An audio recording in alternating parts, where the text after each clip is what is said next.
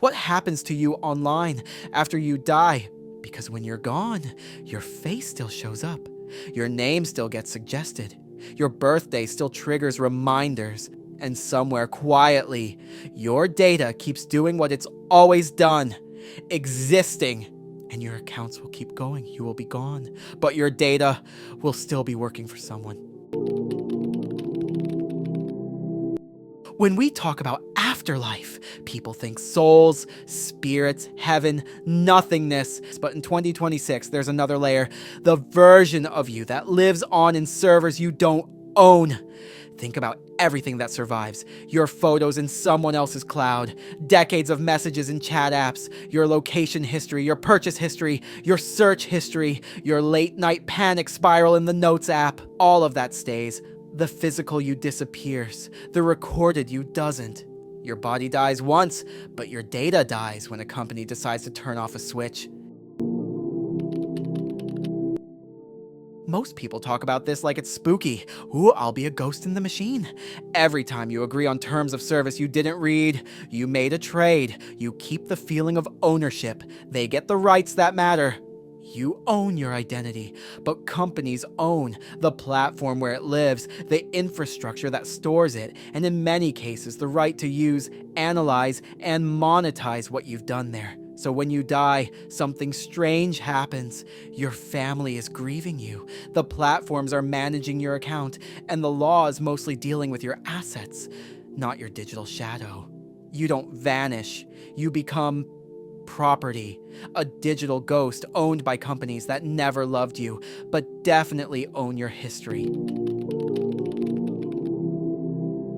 Now let's talk receipts.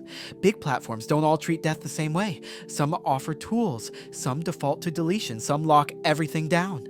Google has an inactive account manager where you can choose what happens if you're inactive for a period of time, who gets notified, and what data they can receive. And Google also has an inactive account policy. They can delete inactive Google accounts after 2 years of inactivity. So if nobody handles your account, the internet may eventually clean up your ghost for you on its schedule, not your family's. Apple lets you add a legacy contact. But here's the important part. Your legacy contact needs an access key and a death certificate to request access. And Apple is explicit that this does not automatically give someone your entire iCloud keychain. So thinking they'll just get all your passwords is a fantasy. Meta has memorialization, and on Facebook you can set a legacy contact to manage parts of a memorialized profile. Also, nobody can log into a memorialized account. Instagram can memorialize profiles too, but memorialized profiles can't be changed the same way normal accounts can. So think about the outcome like this.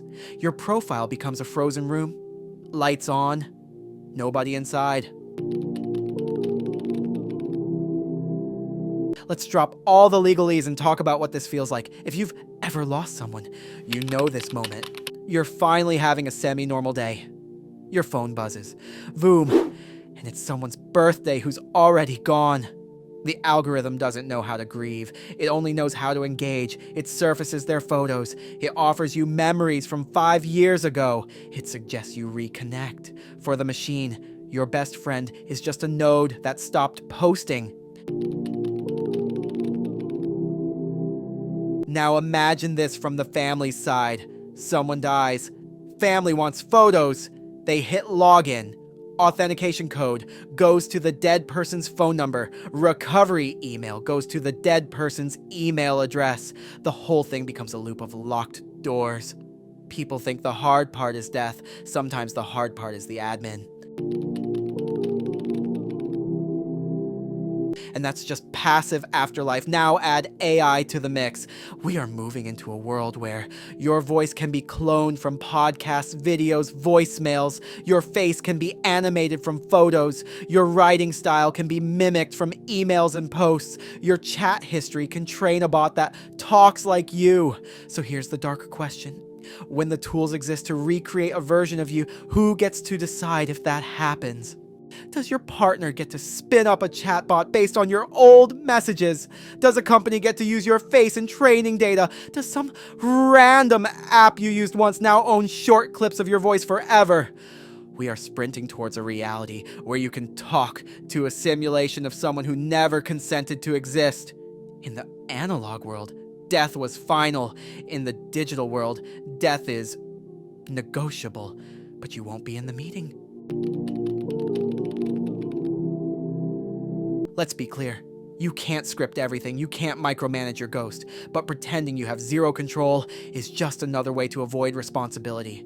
Then, think of it in 3 layers. 1, what do you want to disappear with you?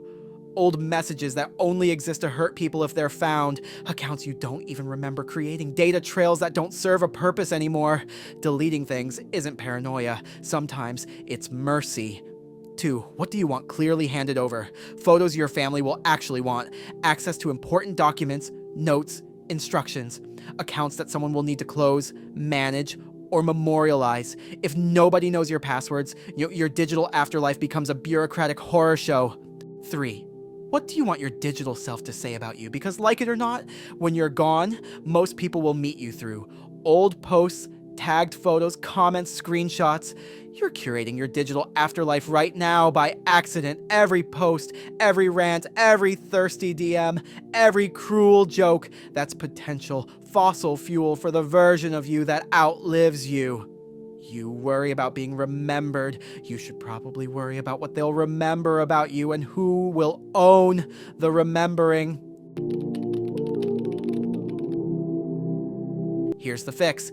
Not vague, not motivational, a checklist. Make a digital inventory, email accounts, cloud storage, social media, banking, fintech apps, subscriptions, password manager. Write down what exists. Most families don't even know where your life is stored. Decide what you want kept and what you want erased. Don't make your family guess your privacy preferences.